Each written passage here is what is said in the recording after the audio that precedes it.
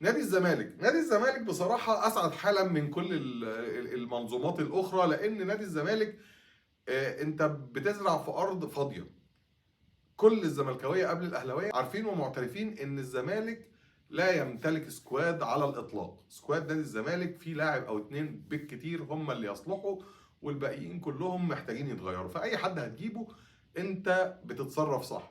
ولكن هل أنت لما تجيب لاعب بسن عبد الله السعيد وقدراته البدنيه اللي كلنا خابرينها دلوقتي، وبدون بقى ما نخش في خناقات ومين هيقول دي صفقه حراقه ومين هيقول لا ده انت واخده من بيراميدز مش من الاهلي، سيبك من الكلام ده كله، سيبك من الكلام ده كله، الكلام ده كله هري سوشيال ميديا. هل عبد الله السعيد لاعب مفيد للزمالك في الفتره الحاليه؟ الاجابه القاطعه لا.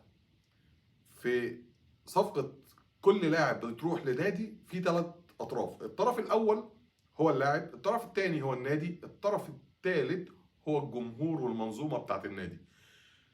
الطرف الاول اللي هو اللاعب، طبعا عبد الله السعيد مستفيد جدا من هذا الانتقال، لان عبد الله السعيد بمنتهى الوضوح والصراحه هو حقق كل حاجه. حقق نجوميه وبطولات في النادي الاهلي، حقق فلوس في السعوديه ثم بيراميدز، وفي الاخر خالص هو محتاج يتقاعد في نادي جماهيري، يبقى عنده ظهير جماهيري يدعمه لما يبطل علشان يروح يشتغل في القنوات ويكون في ناس بتسقف له على انه محسوب له او محسوب عليهم.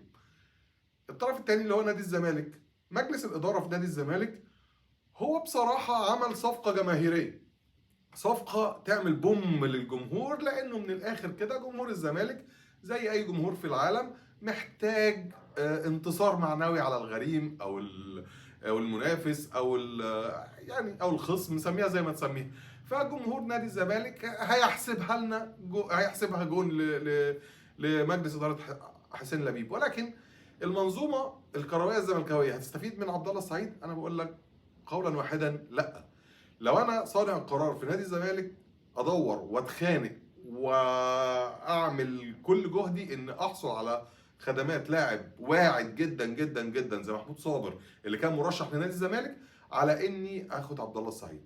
اللي حصل ان انت جبت مسكن لخط وسط نادي الزمالك، المسكن ده لم يلبث كثيرا وانت ضحيت بصفقه كانت ممكن تلعب للزمالك وتعمل يعني سنين من المجد مع الزمالك، نظير ان انت تقول لجمهور الاهلي انا خدت لعيب كان بيرتدي الزي الاحمر والصفقه الحراقه والصفقه المشطشطه وصفقه القرن وكل الكلام اللي انا وانت وكلنا بنقوله. انا شايف ان الكره المصريه محتاجه ناس عاقله تبدا تتكلم بجد علشان يبان لنا كرامات. احنا عندنا مواهب كتير جدا، عندنا مواهب رائعه جدا، ولكن عندنا سوء اداره يودي في داهيه. ودينا كلنا شايفين رحنا في داهيه ازاي في الكوره وفي غير الكوره. السلام عليكم.